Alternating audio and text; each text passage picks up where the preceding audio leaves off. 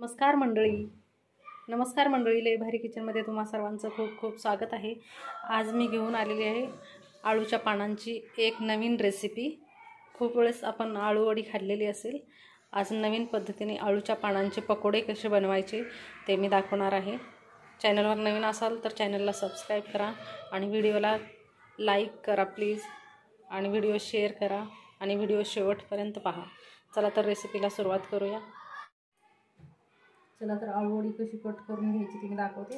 त्या अगोदर मी पानं मिठाच्या पाण्याने स्वच्छ धुवून घेतलेले आहेत। आळू वडी खाल्ली की काय होतं, बऱ्याचदा घशामध्ये खवखव होते, त्यासाठी मी मिठाच्या पाण्यात पानं धुवून घेतलेली आहेत आणि थोडंसं लाटणं फिरवून घेतलेलं आहे पानावरून। आणि आता पानं कट करून घेते। घशामध्ये अजिबात खवखव होत नाही पानं जर तुम्ही मिठाच्या पाण्याने धुवून घेतलात तर। आणि हे या पद्धतीने बारीक कट करून घ्यायचे, मोठं मोठं कट करायचं नाही आहे। आळू वडी छान बारीक मी जसं कट करते या पद्धतीनेच कट करून घ्यायची। हे बघा, अशीच या पद्धतीने बारीक कट करून घ्यायची आळू वडी। हे पहा, आळूचे पानं कट करून घेतलेत मी। अजून एकदा कट करून घेते, बारीक झाले पाहिजे ते छान। आपल्याला पकोडे बनवायचे त्यामुळे पानं आळूची बारीक कट करून घ्यायची, जाडसर राहायला नकोय। बघा कसं कट केलं मी, आणि अजिबात घशामध्ये खवखव होणार नाही त्यासाठी मी 2-3 खूप छान टिप्स देणार आहे तुम्हाला, त्यामुळे व्हिडिओ सर्वांनी शेवटपर्यंत नक्की पहा। आणि आळू वडीची रेसिपी पण मी अपलोड केलेली आहे, ती पण सर्वांनी पहा। बघा हे बारीक करून घेतले मी, हे बघा असं बारीक करून घ्यायचं। हे पहा असंच बारीक झालं पाहिजे। पहिली महत्त्वाची टिप्स झालेली आहे, आळूची पानं मिठाच्या पाण्याने धुवून घेतलेली आहेत। आता दुसरी महत्त्वाची टिप्स, घशात खवखव होऊ नये म्हणून आळूची पानं मी कट करून घेतलेली आहेत, त्यात मीठ घालते आणि लिंबू पिळून घ्यायचा आहे, म्हणजे अजिबात खवखव होणार नाही घशामध्ये। हे पहा, लिंबू पिळून घेते मी आणि याला छान मिक्स करायचे आणि हे मिक्स करून ठेवायचे। 5 मिनिटं ठेवायचे याला मिक्स करून। या पद्धतीने मिक्स करायचे आणि हे साईडला ठेवून द्यायचे 5 मिनिटं। तोपर्यंत आपण पीठ बनवून घेऊया।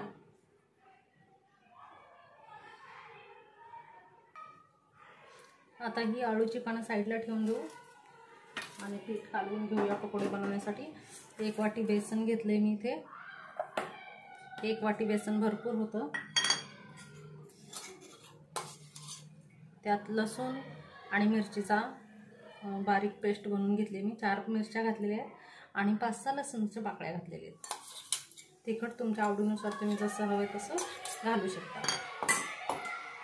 चिमूटभर हळद कलर येण्यासाठी, लाल तिखट थोडंसं, कारण हिरवी मिरची आपण घातलेली आहे त्यामुळे तुम्हाला जसं हवं असेल तसं घालू शकता तुम्ही।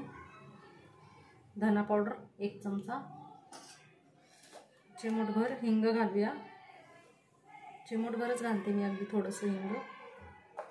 मीठ आपण पानामध्ये घातलेलं आहे त्यामुळे मीठ घालताना काळजीपूर्वक घाला। हा ओवा आहे, 1 चमचा ओवा घातलाय मी, 1 चमचाच घेतले आहे आणि छान मिक्स करून घेते मी। आणि यात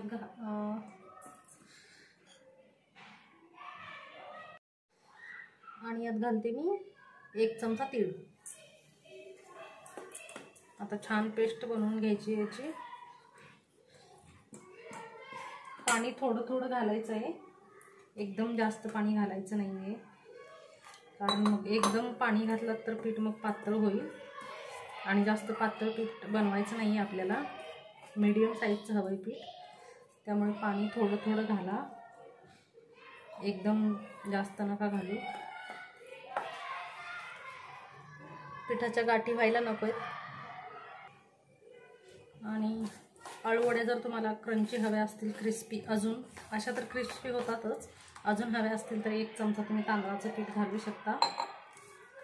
आणि आळूच्या पानाला आपण लिंबू आणि मीठ लावून ठेवलेलं आहे, तर तुमच्याकडे लिंबू नसेल घरी तर तुम्ही चिंचेचा कोळ घालू शकता. चिंचेचा कोळ घातल्यामुळे पण घशामध्ये खवखव होत नाही. पीठ छान असं फेटून घ्यायचे. पीठ जेवढं फेटाल तेवढं छान फुगतात पकोडे आणि मस्त क्रिस्पी आणि सॉफ्ट होतात.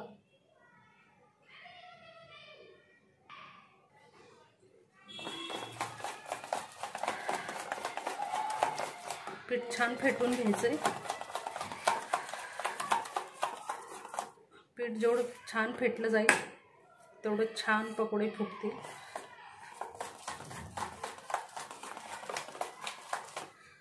हे बघा पीठ छान हलकं झाले. आता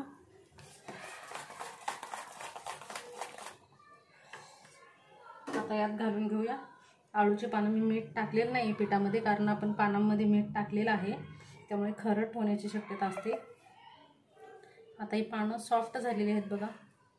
लिंबाचा रस टाकलेला आहे आपण आणि मीठ टाकून ठेवलं तर त्यामुळे सॉफ्ट झालेत. आता ही पानं यात घालून घेते मी. खूप छान पकोडे होतात हे, नक्की ट्राय करून बघा. आता हे मिक्स करून घेऊया आणि यात मी कोथिंबीर पण घालते. एक वाटी कोथिंबीर कट करून घेतलेली आहे. हे पण मिक्स करून घेते. छान मिक्स करून घ्यायचे. हे असं मिक्स करून घ्यायचे छान.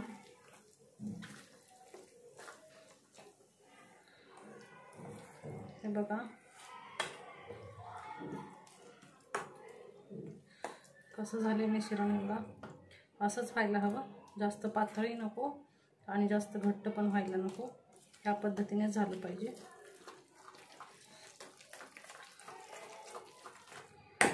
तर तयार आहे आपले पीठ. जर तुमच्याकडून एखाद्या वेळेस घट्ट झालं, बेसन कमी पडलं, तर तुम्ही बेसन घालू शकता. नंतर बाजूला एका बाउलमध्ये बेसन कालवा आणि मग ते नंतर ह्यामध्ये ओता छान फेटून.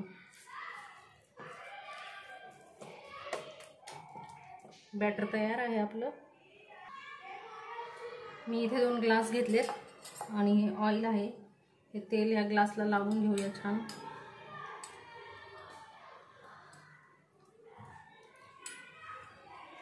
म्हणजे आळूचं मिश्रण कसं चिकटणार नाही ग्लासाला आणि निघताना ते फटकन निघेल, चिकटून नाही बसणार. हे पहा असं ग्रेस करून घेतलेलं आहे ऑइल लावून. दोन्ही ग्लासला मी ऑइल लावून घेतलेलं आहे आणि आता तीळ टाकून घेऊया या साईडने. असे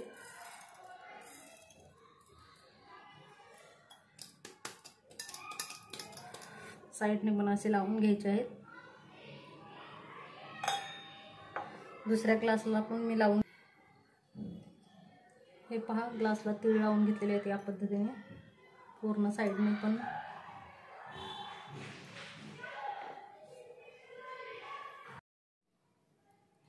असं ग्लासाला तीळ लावून घ्यायचे आहेत. हे बघा किती छान तीळ लावलेले आहेत. पूर्ण साईडने कडेने पण लागले पाहिजेत.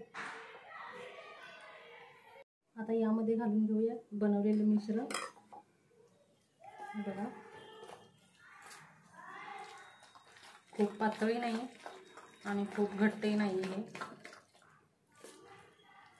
हे बघा हे मिश्रण आता ग्लासमध्ये घालून घेते मी.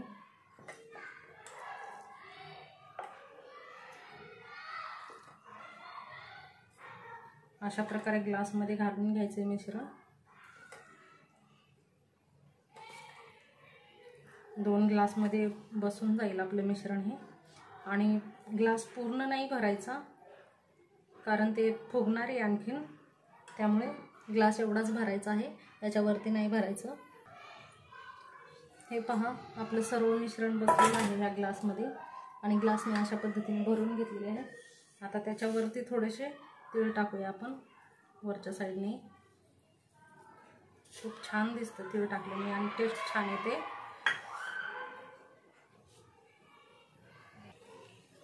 आता इकडे पाणी उकळत ठेवलं होतं आपण. पाण्याला उकळी आलेली आहे. आता त्यात एक ग्लास ठेवून घेऊया या पद्धतीने.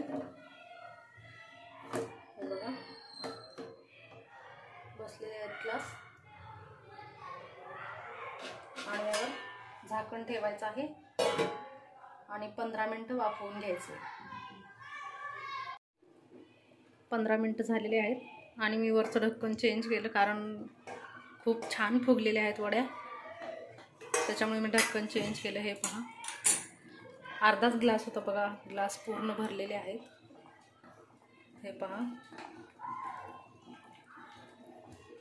आणि अजून एक खास टिप्स, हे पातेलं काळं झालेलं आहे बघा आतून पाणी उकळल्यामुळे, तर ते काळं होऊ नये त्यासाठी लिंबू टाकायचं आहे. पिळलेला लिंबू जो असतो आपण फेकून देतो तो लिंबू टाकायचा आहे यात, म्हणजे पातेलं घासताना कसं पटकन निघतं, जास्त वेळ लागत नाही, ते काळवटपणा पूर्ण निघून जातो. आता चेक करूया आपण आतपर्यंत शिजले की नाही. मी काढी घेतली स्टिक.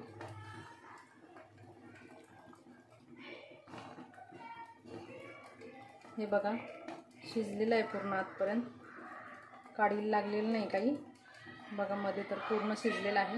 आता मी ग्लास बाहेर काढून घेते.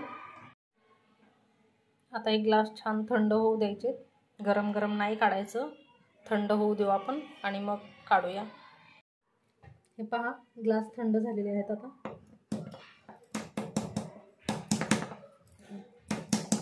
ह्याला तेल लावलं होतं आपण, त्यामुळे हे निघेल व्यवस्थित, चाकूने वगैरे काढायची गरज नाही आहे.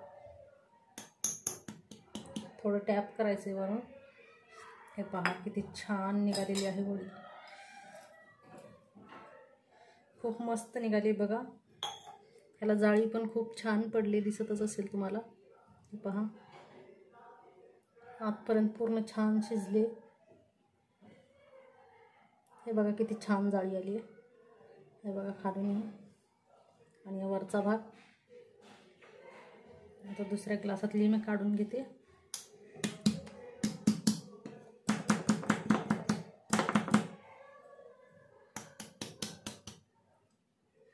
वाव, बघा किती सुंदर निघाली आहे. पण तीळ टाकले होते आपण, हे किती छान दिसतंय. हे पहा, आता मी तुम्हाला कट करून दाखवते कसं कट करायचं ते. खूप छान जाळी पडली आहे आणि हे पहा मी कट करून दाखवते. आता पूर्ण शिजलेली आहे आतमध्ये वडी.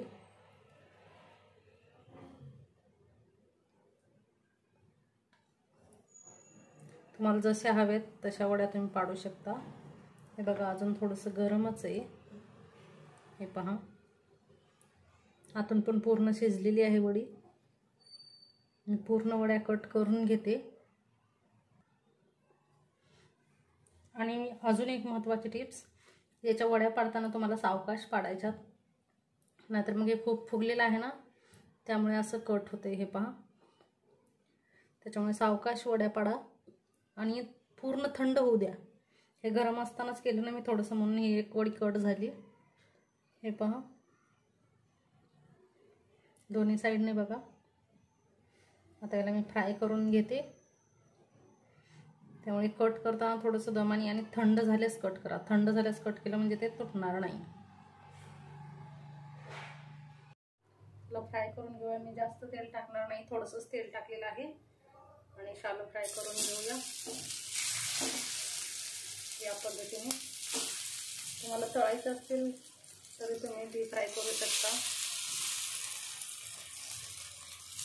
आणि एकच ग्लासातल्या वड्या पाडलेल्या आहेत, बाकीच्या नाही पाडलेल्या, कारण हा गोळा ठेवू शकता तुम्ही 3 दिवस, 2 ते 3 दिवस फ्रीजमध्ये ठेवून खाऊ शकता. हे छान फ्राय करून घेऊया. आता याला पलटी करून घेते मी.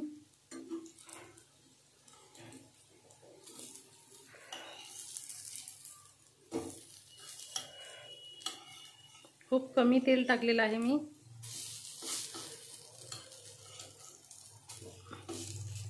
कारण आता पावसाळ्याचं घशामध्ये खाऊ होते तेलकट खाल्लं की जास्त, म्हणून आता इकडल्या साईडने थोडंसं तेल सोडते मी.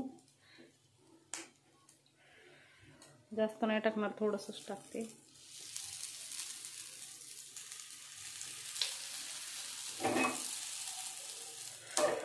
आणि या साईडने थोडंसं फ्राय करून घेते मी. आणि हे राहिलेले वडी मी उद्या फ्राय करणार आहे. 3 दिवस टिकतात ह्या वड्या. फ्रीजमध्ये ठेवून 3 दिवस खाऊ शकतो आरामात, खराब होत नाही. किती छान जाळी पडली बघा. आणि हा रोल आता खूप छान थंड झालेला आहे. ह्या पहा वड्या पण छान फ्राय होतात.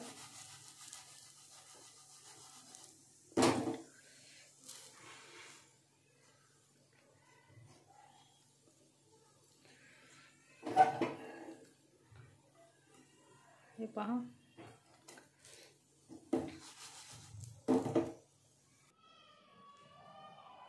हे पहा छान फ्राय केलेले आहेत मी. थोडंसंच तेल टाकलं होतं त्यामुळे कलर असा आलेला आहे. तुम्ही डीप फ्राय करू शकता. हे पहा मी दाखवते तुम्हाला थोडंसं. हे पहा कलर किती छान आलेला आहे. आणि खायला पण खूप छान आळूवडीची टेस्ट आलेली आहे. नवीन बनवण्यासाठी आणि बॅचलर मुलांसाठी खूप छान रेसिपी आहे. खूप छान टेस्टी बनली वडी. नक्की ट्राय करा. आणि व्हिडिओ शेवटपर्यंत पाहिल्याबद्दल खूप खूप धन्यवाद.